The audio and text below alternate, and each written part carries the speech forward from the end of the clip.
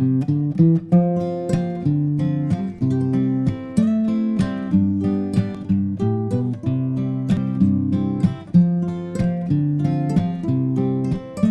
mother and father came to America from Mexico so that their children could have a better life, opportunity, and freedom. I have a brother and 3 sisters. They are younger than me. We were all born in America. De colores son los pajaritos que vienen de afuera. We all have dreams. De colores es el arco iris que vemos. My parents have dreams too, but their dreams are mostly about us. De muchos colores me gustan a mí. My mother dreams for me and my brother and my sisters. My father dreams for us all. Because my mother and father came to America, we have a chance to make our dreams come true.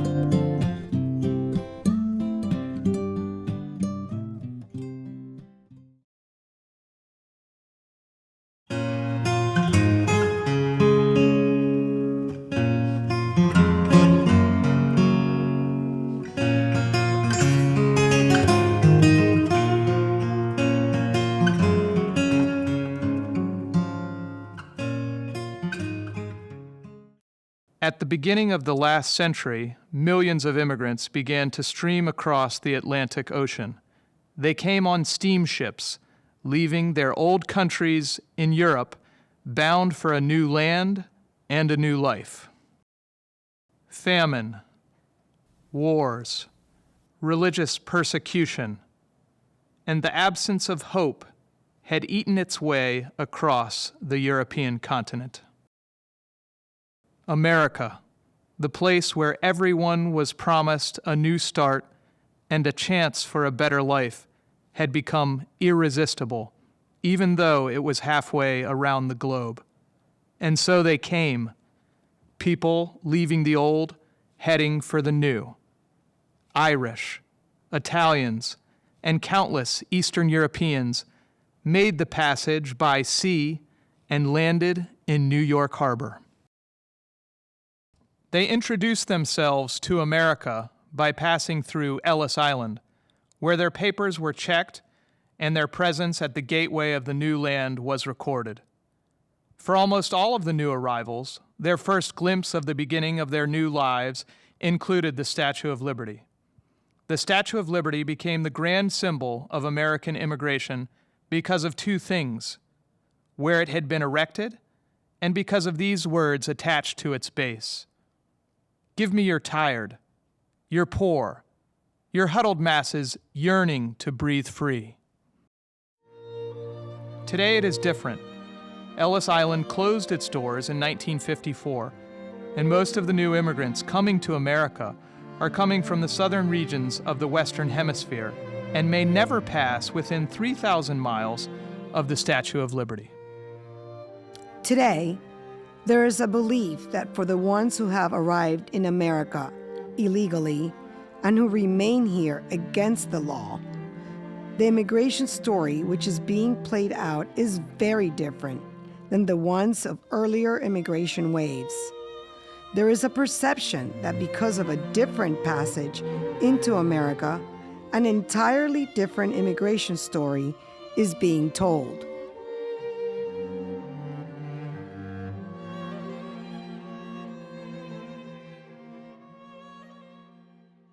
We had a significant number of people coming into the United States beginning around the 1880s through 1920s. I would actually even dare say 24, and there's a reason for this. Much of what is happening is what we tend to think of push factors that are pushing people out of the countries, and then the pull factors that are bringing people into, attracting people into the nation that they end up going. The population in the U.S., however, begins to feel the strain, particularly by the 1800s, 1882, We see that in California with a significant number of people from China also coming in, Japan, and therefore we create laws that restrict the immigration of Chinese. As we're moving into the 20th century, then we begin to also see we need to have ways to restrict the number of people who are coming from Europe. Particular concern at the time is we're seeing a lot of people who are from backgrounds, cultural processes, ways of thinking that people feel are not adjusting to the US, are not learning English, and therefore we should not be having them here. They're creating a strain for us in this country. Two powerful ideas are driving this perception. When immigration was orderly and done by the books, when immigrants applied for entry and were accepted, there was control of our borders and our interior. And when there was control over who came and who stayed, it meant that those immigrants who were allowed entry into America were here because they had been invited. They were here because they had arrived legally. In a country which has historically defined itself as being a nation of laws, this is important. In 1956, 55, when the Kennedy Immigration Act was passed, it greatly increased the quotas of the people coming to the United States, immigrants who had to have immigrant visas, and also tourists who came to the United States. One of the factors was now tourists were coming by airplane rather than in boats, and they were coming in larger numbers with the availability of air transportation. They would be allowed to come for specific periods of time, and the majority of them would come and honor that and go home. But there was also a large part of these immigrants that did not come home. They saw that maybe there were jobs here, they could work here, they could possibly stay for the American dream and work here and grow up and have better lives for their children and for them. A country must have borders. They must be recognized in the international community, and they've got to be enforced. If a person enters the United States without inspection or with a visa, fraudulent visa or fraudulent means, that is a violation of the law. It is a misdemeanor to enter the United States without inspection or to enter with improper documents. It's a misdemeanor for the first offense. For the second offense, it is a felony. Now, for an individual like a student who overstays his visa, he falls out of status, maybe he doesn't take the right of hours, maybe you have a work visa and you're not working or you're doing something else, change jobs, don't tell the Immigration Service, nice, then you're out of status and you are in the country illegally. What the remedy is the Immigration Service can either extend his visa upon an application, or they can place them in proceedings in deportation court to deport the individual from the United States. There were some changes after 9/11. The Immigration Service was placed under what they call ICE, Immigration and Customs Enforcement, and the Border Patrol was with them, and they were all placed under Homeland Security, and that was a major change. The resources in Border Patrol and deportation did not increase to meet the demand. Homeland Security is so overwhelmed by handling security at airports, whether it be foreign coming into from foreign countries or just flying in and out of in and around the United States, that Homeland Security has been unable to do its job. One of the outgrowths of this breakdown of law and order is we have sanctuary cities. A perfect example is San Francisco. San Francisco has declared itself a sanctuary city, and they will not enforce the immigration laws of the United States. If you're out of status, if you're running from the Immigration Service, and you can come to San Francisco, the police department will not arrest you and will not turn you over and will shield you from the Immigration Service. It has been determined by case law and through the Constitution and studied case laws that have been adjudicated many times that the immigration laws are determined by Congress, by the federal government.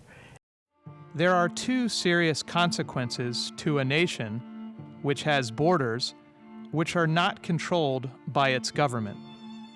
Whether it is because of the lack of official will to enforce immigration laws, or because the government does not provide the resources necessary to control the borders, a potentially dangerous idea begins to take root, which is expressed within one simple question.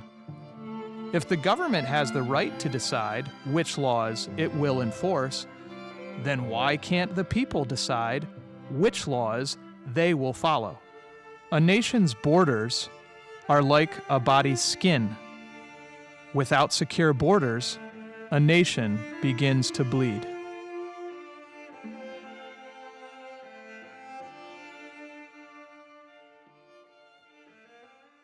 There is no such a thing as a completely impermeable border, nowhere that I know of. Maybe I can think of two examples. One example of these perhaps impermeable borders we can say is the Berlin Wall, where people just approaching the wall would get killed.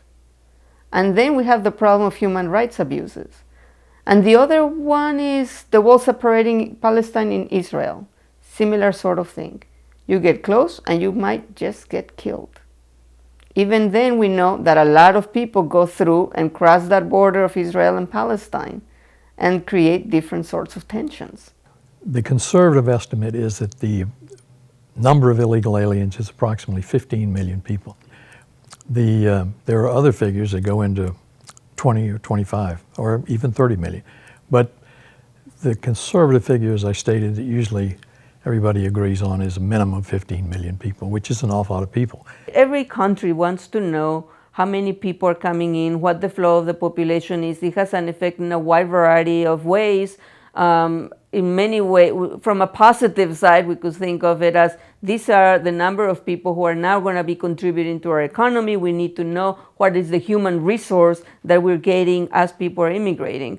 On another side, then you need to manage the needs of that growing population. So you need to know who is coming in, where they're settling in, which speaks to what kind of roads do you need, what kind of services they're going to have, what kind of pressure to the demands for food, the demand for housing, and so on. So you need to have a sense of who is in your borders.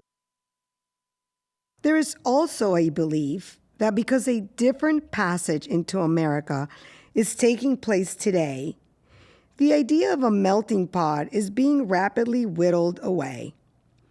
The e pluribus unum society we have so long believed America to always be moving towards, at least as an ideal, is beginning to lose steam in the current immigration translation. Instead, it is fear that another kind of America is being formed, one in which ethnic enclaves are taking root. The perception is that the traditional goal of immigrants to quickly assimilate into a greater national fabric is not shared by many of the current immigrant arrivals.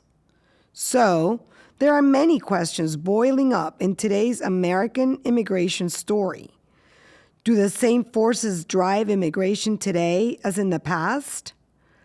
Are the same kind of immigrants heading for America as have in that same past?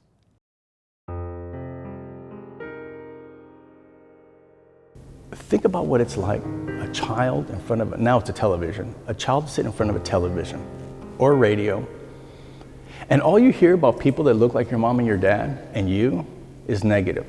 And they call you a criminal, a rapist, you're taking this, you're taking that, you're taking this, you don't do anything for this country. Now imagine you're 6 or 7 years old. This is what we go through. This is what the first generation goes through. And you're sitting there and you're hearing all this negative stuff about your people, your mom, your dad, your grandmother, your grandfather, the people you love most in the world. And they're telling you that your life is subhuman and that you don't matter. And that you give nothing.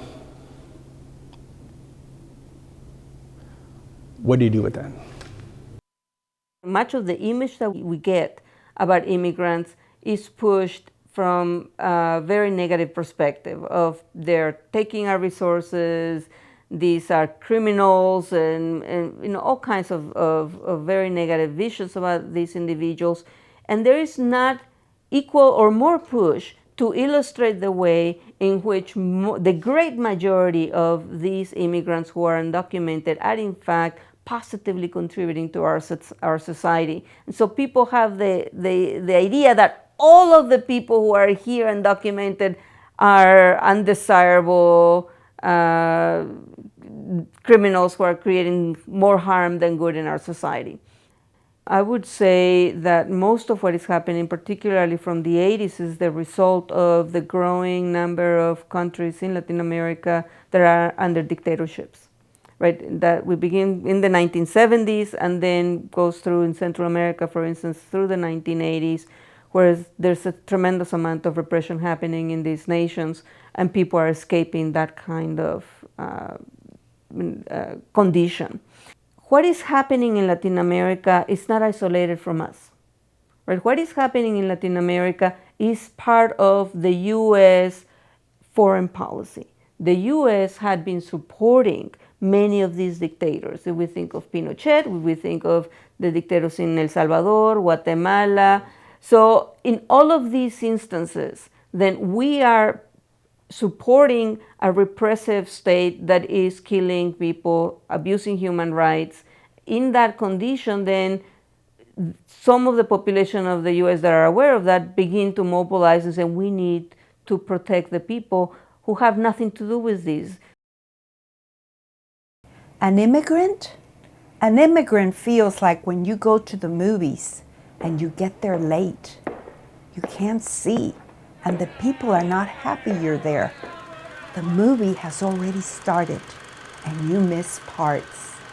You have a lot of catching up to do if you're going to get it. And you need to find your place in the dark without stepping on people. Then, if you find your place, shut up and pay attention. You might get what the movie's all about. Castro marks the second anniversary of his revolution with the biggest military parade ever staged in Cuba, featuring tanks and other heavy weapons from Russia and Red Czechoslovakia. I grew up in a small town called Las Cañas, about 8 miles south from Havana itself, near Calabazar. I know several people will recognize Calabazar, Arroyo Naranjo. And I went to private school.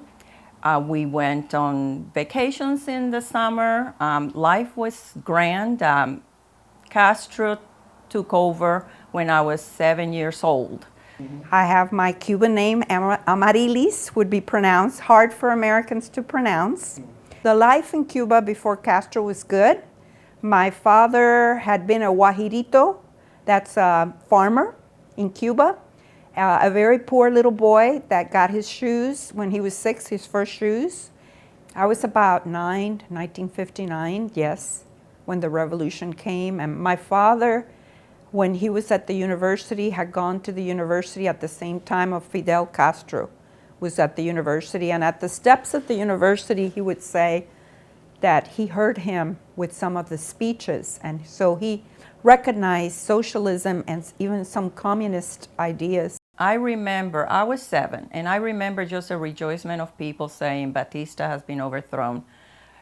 Wonderful, Fidel, Fidel, Fidel is great, Fidel has saved us, you hooray, Fidel. I was 7, it's 59. Well, I think it was January, sometime in 1960, Fidel sort of like starting instilling the Yankees were bad. Castro came in and everything changed. It was a fear. Fear just crept into the nation. Fear of people missing. Everybody around my family and friends were afraid of the dark olive uniform. My father's nephew, who was about the same age as my father, so we call him uncle, would not put communist propaganda of Castro in his hotel. So he went for 9 years to one of the most hated prisons in Cuba, Isla de Pinos prison, and was there for 9 years, and then didn't even want to talk about what all he saw there, the torture and the torment. I have a cousin that tried to leave Cuba in those famous boats. I still do not know how people can leave Cuba in a boat. My cousin, I don't know who said what to him. He got apprehended in Varadero and had to serve 7 years in prison. We were allowed to go through Operation Pedro Pan. I am a Pedro Pan, and a Pedro Pan, it means Peter Pan. It's a clandestine operation that the United States opened up, where children were able to come to the United States through student visas. And so over 14,000 children from 1960 to 62 came to the United States. And through the help of a Catholic priest named Father Walsh, and I was one of them, my sister was another, and my cousin Pete, the three of us went into a plane and went off. As I left my bedroom the day that I left and saw my doll collection and my dog, which I never saw again, that was my thinking. Okay, this is just an adventure, like Mommy says, and we will be back. My mother sat us both down and I said, listen, we've got to get out of here. We need to. If you guys want an education, if you guys want a life, a fulfilling life, the same as we have now, we've got to leave now.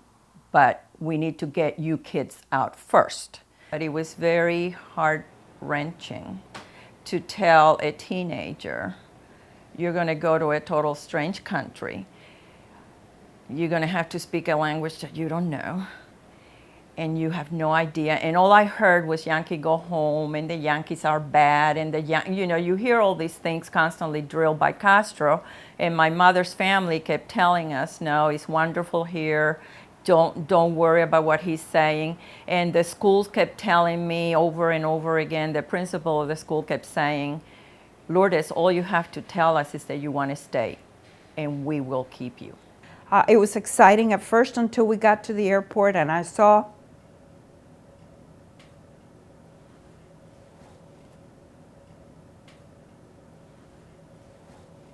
the glass separation. And they were on one side and we were in the other. And I realized that they couldn't come with us. And but we tried to talk, my sister and I, and it didn't go long. That was the good thing. It didn't go long that time. So we were examined as far as, what are you taking? You know, we were supposed to report what we were taking, which at that time was, they allowed a ring, earrings, a box of cigars at that time. That got us like $7 or $8 in the United States when we sold it, and 2 dimes, because at that time that's what the phone took. So we had 2 dimes to take, and that's what each one of us took. So, so yeah, that was hard, and it was a mixture, because again, as a child, you think, okay, what my parents are telling me is true. This is an adventure, and we'll be back. So even though it was a shock, it wasn't until months afterwards, till we weren't coming back, that there was some crying on the pillow at night. When we got to the airport, you get to the airport and you got your bag of clothes. Remember that we were only allowed to take 60 pounds of clothing. That is a duffel bag weighing 60 pounds for my mother and I. That's all we were able to take. They took my watch, they took my ring, they took my bracelet, they took the earrings. They stripped us of everything, and then they said, I want her to go over here and you go over there. And I had heard of cavity searches. My mother warned me, says if they take you to a room, don't say anything and just pray a lot, and hopefully it won't be too bad. Because we were afraid that because my father was a doctor, they would take us to the extreme. But luckily, all they did was pat us down and felt across my dress, the hem of the dress, the hair, and everywhere. They just patted down heavily but they separated my mother and I. And no cavity search was performed, so that was enough to make me sick at my stomach, but that was degrading to me. The flight was fast, and I concentrated on being with my cousin Pete and my sister. I remember when the plane took off, people were clapping. And there was somebody singing the Cuban hymn, the song of Cuba. That's what I remember. The U.S. embraced us. They, the welcoming, getting off that plane and having people applauding, and having been given residency right upon, as you know, setting foot on this land and being one of the Freedom Flight, you know, he had 2 trips. He did 2 planes. He did one in the morning and one in the afternoon. He flew, and that was President Johnson that allowed those 2 flights to happen. And to be one of those flights was very meaningful. I remember saying goodbye to my grandmother, to my grandfather, aunts and uncles, and getting put on a bus in Querétaro to be heading up north to the border. I had the privilege of traveling with my family. There are many families who cross alone. Young kids cross alone. I had the privilege of being able to cross with my parents. My dad having cousins who were crossing at the same time, so that, you know, we kind of were accountable to each other, to making sure to keep each other safe. We were before this big piece of water, and I'm being put on top of a man's shoulders, and my mother holding on to my 6-month-old sister, and my father holding on to my 3-year-old sister on his shoulders, and just swimming across. The piece of water that they chose to cross us through was not going the current wasn't as fast. So usually what happens is that whenever you're crossing through the water, you either have to really know how to swim, or you pay somebody who can cross you who really knows how to swim. And that was the case for me. So as soon as you cross the river, there's this huge highway, and across the highway there's this big bus station. I don't know if it was that close, but it seemed like it was as soon as you cross the highway. And my father's telling my mom and my sister and myself to just go, just run and hide. We'll meet each other right after. We ended up hiding behind these what seemed huge buildings with some palm trees, and we were expecting to hide behind these trees that were very visible. And immigration, you know, ICE, it wasn't called ICE at the time, but immigration enforcement at the time pulled up and picked up my mother and myself and our cousin with his family. I remember getting taken back to a place where they were questioning my mom, and they were questioning my cousin and his wife and his son, and I really understanding why. I remember them fingerprinting my mom and every adult that was in that room being fingerprinted and asking, who crossed you? Why are you here? Who are you with? And trying to force you to say that, like, you know who brought you, and like trying to force you, like, if you don't say who brought you, you're gonna be put into jail. At 6 years old, hearing this and not really understanding, it's very traumatic. And so my father came back, I crossed on his shoulders again, and really, I think, wondering, is the same thing going to happen? Is the same thing going to happen where, like, we're taken again? I remember crossing, and this time we crossed right through around the bus station. And I remember we were sitting behind this store that had a fence that was probably about this wide. We could barely fit sitting down.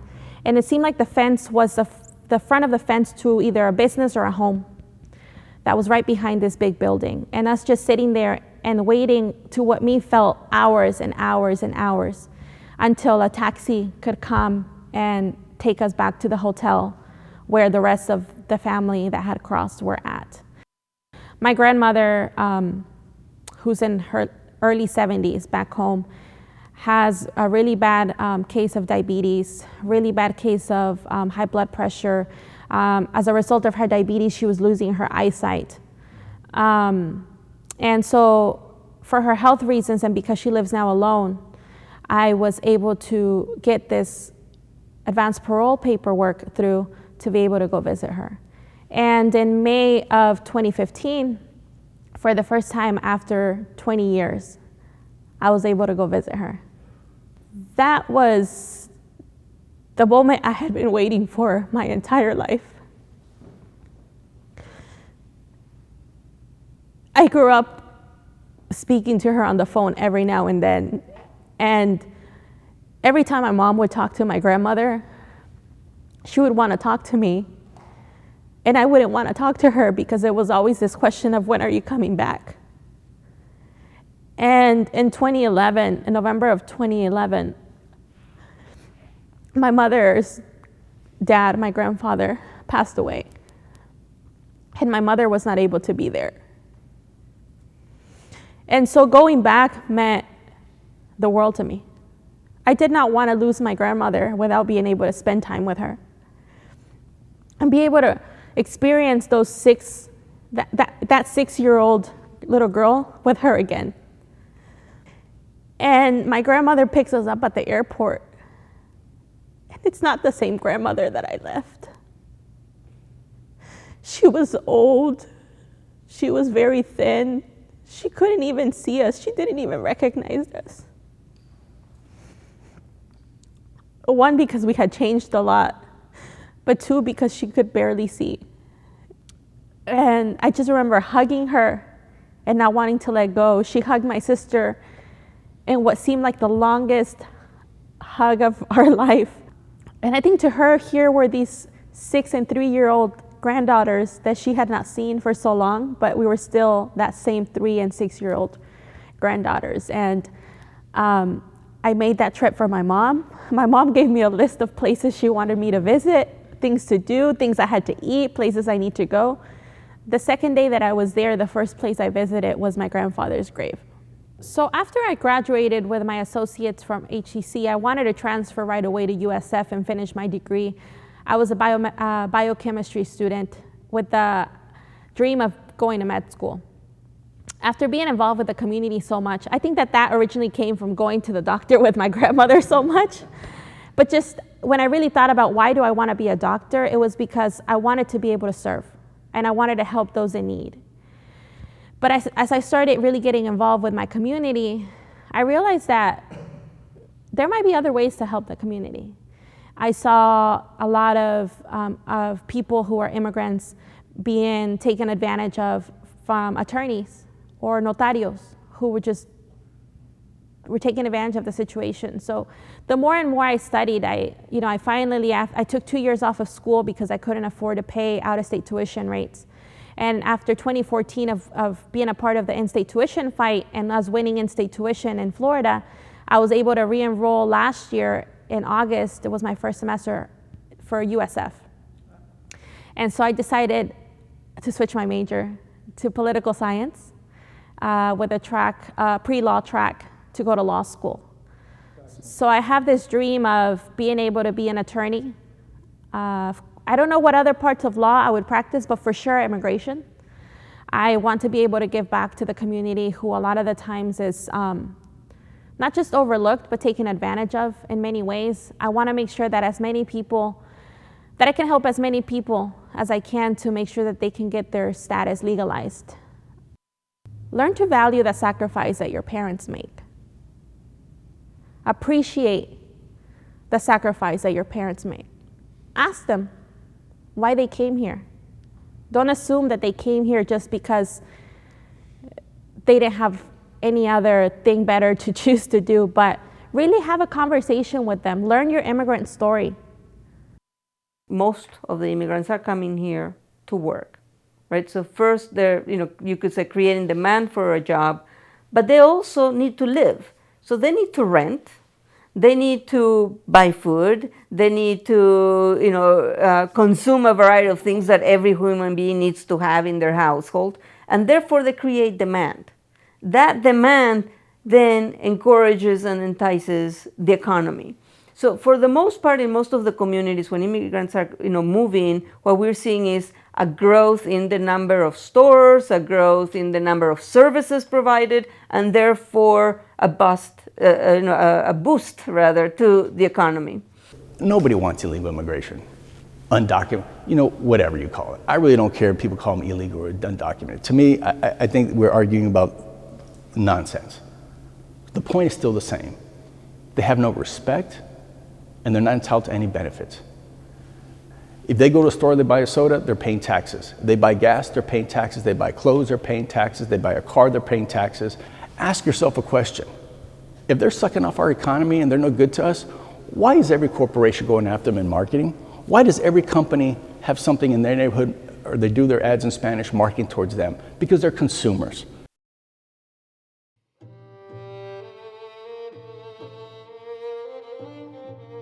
in the farms, there's not really an age limit to kids being able to go to work with their parents because I was not getting paid. I was not getting paid as a worker. I was helping my mom and my dad pick more so that at the end of the week, they had more flats of strawberry and that they could end up with more money. It was hard work. It was really hard work. You're bent over all day. And being 10, I was really little. And so like being bent over compared to how much my parents had to bend over was a lot less. So I can only imagine how much more tired they are. And this is what they had to do to provide for us. I did not want to be off of school. I did not want to have vacation. I did not want to have days off of school because that meant I had to go work. And even though I knew that meant helping my parents, I also knew that meant having backaches. I knew that meant my hands being really dirty and having dirt in my nails that would not come out for days because by the time it would finally come out, I would have to go again the next weekend. Take a 45-year-old man that's been working the fields. Pull up his sleeves. If you roll up his sleeves, you'll see the years and years of chemicals and how they've stained his body. Look at his teeth or her teeth, and you can see the rotting going on from the pesticides. Look at their posture. They've been working the field since they were 10, 11 years old, some of them. Look at their posture. They look 10 to 15 years older than they are. And all they want is to provide for their family.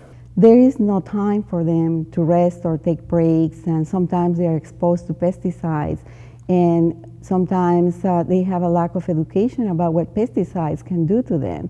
They go home anxious to hug their children, to hold their babies, and they don't realize that the clothes that they have are already transporting all the pesticides into the home, into the kids. But nobody tells you about protection. They told us how to do the job, but they don't tell us how to protect ourselves. The conditions were very bad. We used to work 7 days. When they tell you have to work, you have to work. Because is the reason because they give you a room to stay or the place to live, see? Because they owe you in some way. They say you have to work on Saturday, Sunday, you have to be there when they need you.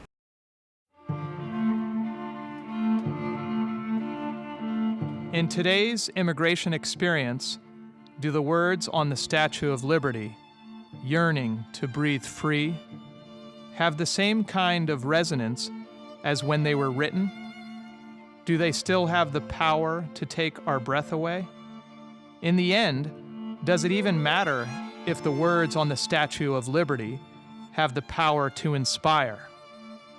Because one thing remains eternally true about the human race. If you are living anywhere in a condition of hopeless poverty, or persecution, or great danger, with little chance of providing for yourself or for your family the basic necessities of food, safe shelter, and freedom to speak up or dream, you are compelled to move. You may walk across a continent, sail across dangerous oceans, or take a train north to Chicago. But if you have the courage that desperation inspires, you will move. You will move away from danger and suffering, and you will move in the direction of a place which you believe holds a promise of a better life. And for more than a century, millions of people all around the world have believed that one place to move to is America.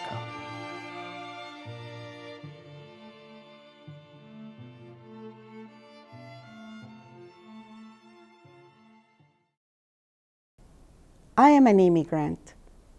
I know what an immigrant thinks. I know what an immigrant dreams. I know what an immigrant fears. My husband and I and my 2 children are an immigrant family, and this is my story. My husband and I are from Peru. Peru is a beautiful country, but because of the political unrest and seeing some of our friends and colleagues being targeted by a terrorist group called the Shining Path, we decided to leave Peru. And with our 6-year-old daughter, we went to Canada. In Canada, we added a second member to our family. But America was always in our mind, so years later, we came to America. Like any immigrant family, we wanted to take the opportunities that were presented to us and also to overcome the challenges. We had to learn a new language, we had to learn a new culture, but also understanding that we had to work really, really hard to fulfill our dreams. The dreams of having a better life for our family, and the dreams to be able to be a part of this community and give back to the community that adopted us every day. I love this country as much as every American does. I was very fortunate to use an immigration system that worked for me. It's not the case for everyone. There are millions of families who are forced to live in the shadows. This is the time to fix our broken immigration system. Shall we allow them to register? Shall we allow them to pay a fine for overstaying their status? Shall we allow them to work legally, drive legally, buy insurance? We have to do something. The time is now. My name is Jaime Luis Delgado Ramos, commonly referred to as Jim Delgado. I'm originally from El Paso, Texas, born in 1967. For those of you that don't know, El Paso is a small border town in Texas. It borders with Juarez. My mother is from Mexico, and my father is from Puerto Rico. So growing up was quite interesting. I was affected by 4 different cultures. Mexican from obviously my mother, the Puerto Rican influence from my father, Texas, because if you're born in Texas, you're Texas. And then obviously the military life, the brat life, and you know, we're nomads. So it was a very interesting way to grow up. American is not about color, it's not about race, it's not about where you come from. To me, being American or United States citizen is the idea of who we are. It's the idea that no matter who we are, we can succeed. It's an idea that we can do whatever we want within reason, within the laws of our country. It's the fact that we can all rise, you know, like Maya Angelou, and yet I rise. That is our story, and yet I rise. We are the children of the world. So to not be part of that, there's a deeper issue. And if you look at the history of the United States, everybody who's ever come here has been hated and disliked and been discriminated. And we still survive. And we're still a great country. Our better days are ahead of us. Immigration is who we are, period. Mima, te quiero tanto y te agradezco tanto lo que hiciste por nosotros. Gracias a ti tengo la educación que tengo la hermosa familia que tengo. Mis hijos te adoraron cuando tú estuviste con nosotros y nunca te podré pagar, mamacita, por todo lo que tú hiciste por mí, por mi hermano, por la familia en general. Nos protegiste hasta el final, aseguraste que nosotros vamos a tener una vida muy buena y la tenemos gracias a ti, mami. Te quiero, te extraño y espero que un día te vuelva a ver otra vez. Querida mami, muchas gracias por todo lo que hiciste para darnos libertad, para darnos una tierra donde podemos confesar a Cristo como nuestro Señor, por la fe que tuviste, por todo lo que hiciste, mami, papi, por nosotros, todo lo que tuviste que dar. Abuelita, te quiero mucho, te extraño mucho. Y gracias por todos tus consejos. Te quiero mucho, abuelita. Para mis papás, para mi mamá, mis tías, mis tíos, mi abuelita, toda la familia que me ha apoyado desde un principio en todo este viaje de mis estudios, desde el momento que llegué a este país, que me ha formado, que me ha educado, que me ha dado cariño. Quiero agradecerles porque yo soy la mujer que soy hoy gracias a ustedes. Y agradezco el viaje y la decisión y el sacrificio que ustedes han hecho para estar en este país, lejos de los seres queridos más cercanos a ustedes, por mí, por mis hermanas. Estoy muy agradecida, los amo con todo mi corazón y voy a hacer lo mejor y siempre lucharé por dar lo mejor de mí para asegurarme de que ustedes tengan lo mejor y que sean vistos con dignidad, respeto y con amor. Yo estoy verdaderamente orgullosa de todo lo que hemos logrado los hispanos en Estados Unidos, de diferentes países de Latinoamérica y del Caribe. Y esa contribución que hemos traído es lo que ha permitido que Estados Unidos siga siendo un mejor país. Traemos nuestras culturas, traemos nuestras creencias, traemos el amor y el cariño latinoamericano que nos permite crear un mejor lugar para todos.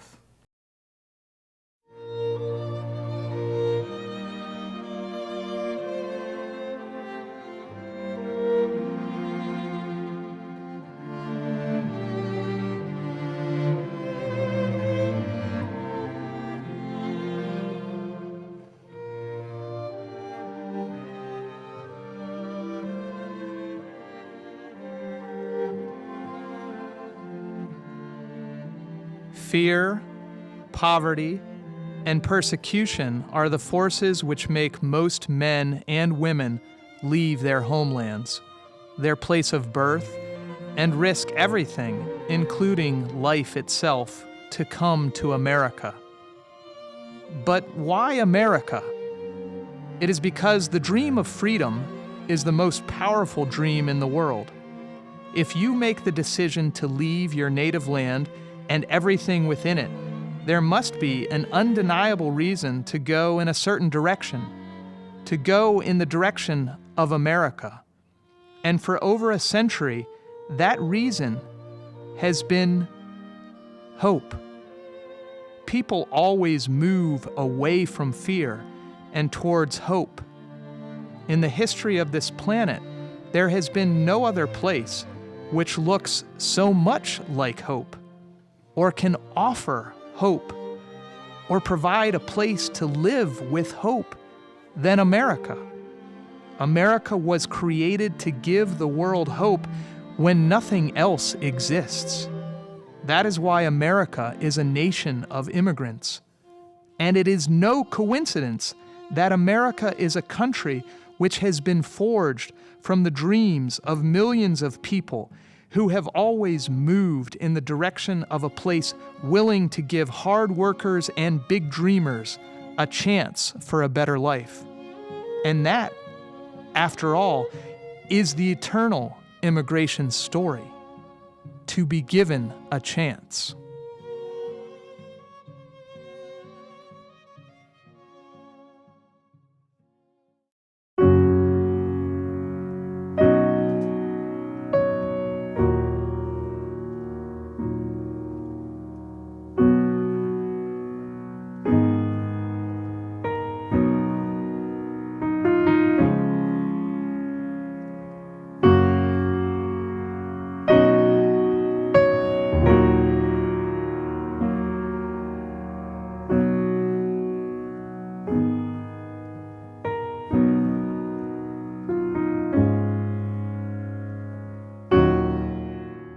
Culturally, every new immigrant wave which arrives into America changes America. Without the millions of immigrants who came to America at the beginning of the 20th century, there would not have been the great influence of the Italians, the Irish, or the Jews on our national culture. Without the Italians, there would have been no Sinatra. If the Irish hadn't made their way to our shores in massive numbers, there would be no Jack Dempsey or John Kennedy, no Jews, no Irving Berlin, Jonas Salk, or Albert Einstein. It is important that those who make into the borders of America are allowed to come inside through legal means because of the power of acceptance.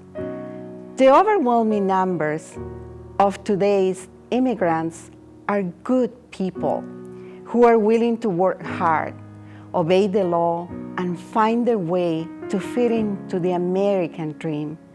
They are people of faith, those who are willing to risk their lives by walking 1,000 miles through hostile and dangerous lands, swim rivers, and keep their children safe all along the journey, are not weak and lazy people who are just looking for a free handout or a free ride. There are no free rides on the way to America. America, that one word. America, that one idea. America, that one place in all of the world is still the promised land. And if we get the immigration story right, it will be so until the end of time.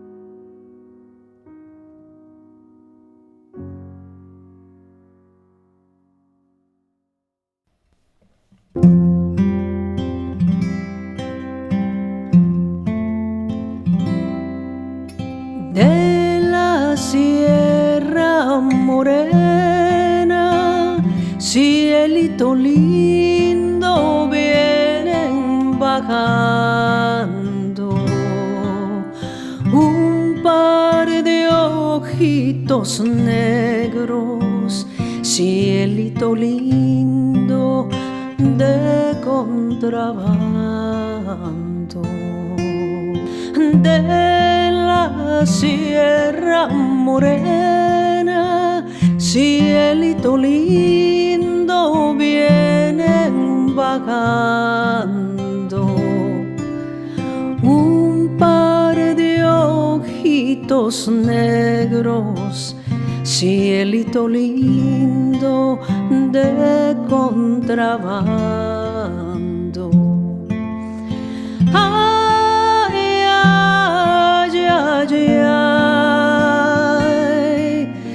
canta y no llores,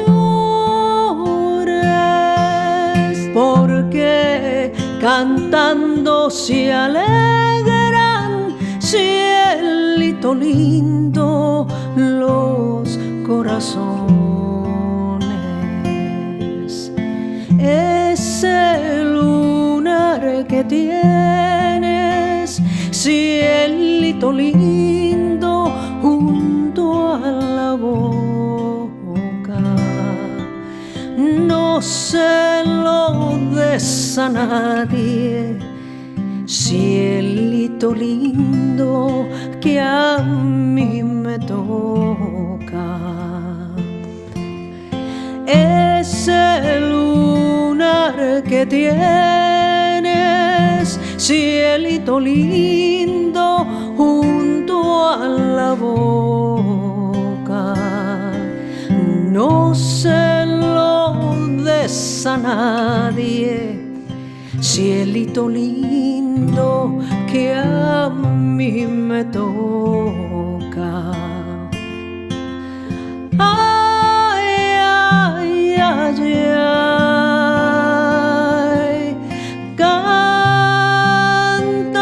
y no llores, porque cantando se alegran, cielito lindo, los corazones. Ay, ay, ay, ay, canta y no llores, porque cantando se alegran, cielito lindo, los corazones.